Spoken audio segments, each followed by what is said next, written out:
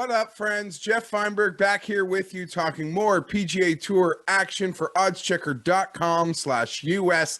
If you missed it already chatted outright picks, made selections with my guy, Rick Gaiman at Rick Run Good. It's already up.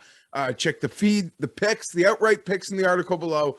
Watch the video on the YouTube. Smash the like button. The YouTube's probably embedded into this article anyway. With this one, let's get after it. It's the props. It's the Zurich Classic. It's a bit of a weird event. And I kind of decided that I'm pretty paranoid in some respects to go too heavy. There's no outright ads. I think the volatility of this event with the alternate shot on Sunday can lead to some real heartburn when it comes to trying to catch our placings. But nonetheless, we're going to snag 4 of them right now, T20 placings for us here at the Zurich. We're going to start it off. All 3 of these placings, well, put it this way, for the DFS purposes, I think there could be maybe some opportunities, but I've decided that I'm not making any, like when I'm making my team with maybe a Burns and a Horschel and a Neiman and, a Pereira, I'm going to need to find some lower level teams to supplement my rosters, those 6,000s, low 7,000s.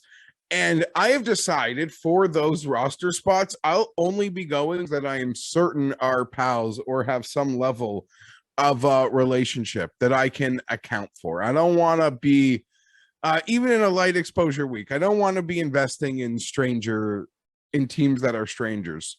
Despite outside of the top handful of teams, there's very little we know about how the partnerships unfolded. But there's a partnership we know a hell of a lot about. It's going to be more expensive on your DFS boards, but it is Mav McNeely and Joseph Brantlett. We're going to play them on the T20 plus 180, guys. All accounts, they hunker down on COVID together. Their girlfriends are ice cream buddies. I know it sounds ridiculous, but these buddies are literally the type of narrative street that I want to go to when making my props, making my outrights, making my DFS selections. So much of golf comes down to the hard data that we can rely on week in, week out. The Zurich Classic, if you're not incorporating narrative street, you're doing it wrong.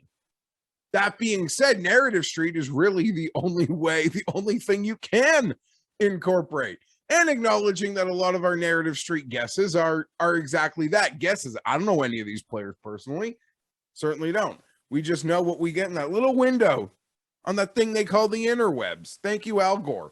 Mav McNeely, Joseph Brantlett, plus 180.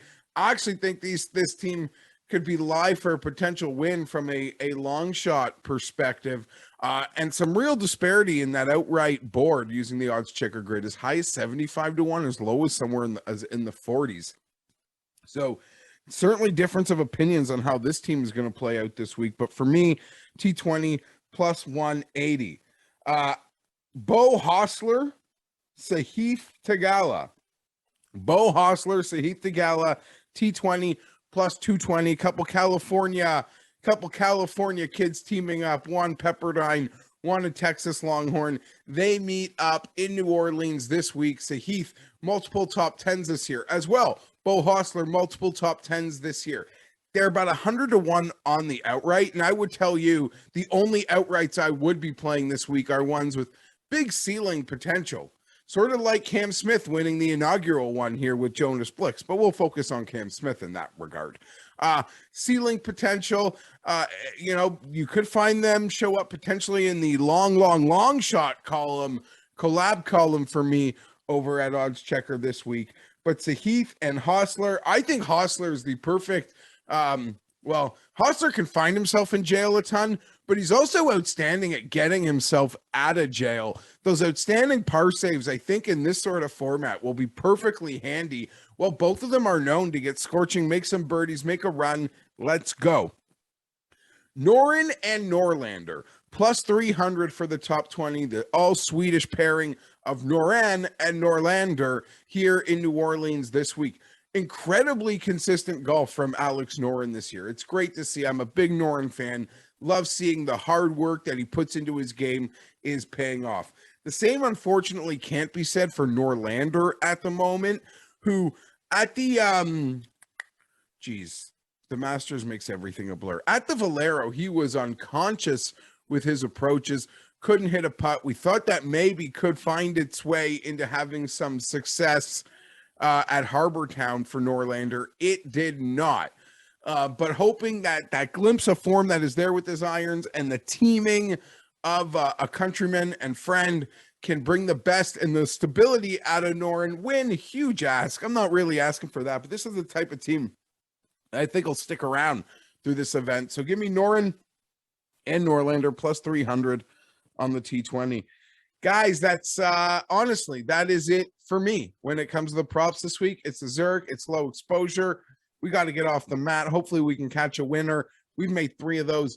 Pereira and Mito would be the same guy, but Neiman and Pereira, Im and on, Riley Zalatoris, Winner Circle Sunday.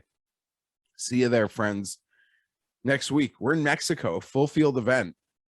Really curious to see how that field unfolds, but we'll be here. Whether the field's amazing or horrible, we'll be here trying to find a winner at oddschecker.com/US. Join us. We're back every single week.